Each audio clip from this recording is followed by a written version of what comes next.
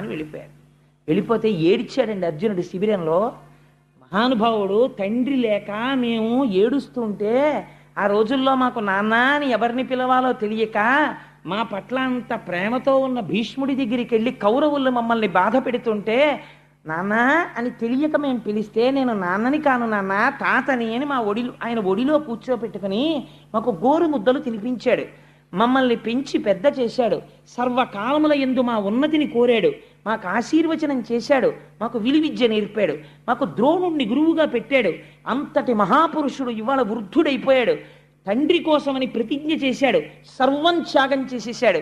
అంతటి ధర్మమూర్తి అయి తన వంశాన్ని చూసుకోవాలని ఇంతకాలం నిలబడిపోయాడు. అటువంటి వాణ్ణి సవ్యసాచినై గాంధీవం పట్టుకుని శిఖండిని అడ్డు పెట్టుకుని ఆయన మీద బాణపరంపర కొడుతుంటే ఆయన ఒంట్లోంచి నెత్తురు కారిపోతుంటే నే కొట్టగలనా అన్నయ్య అని అడిగాడు. కొట్టక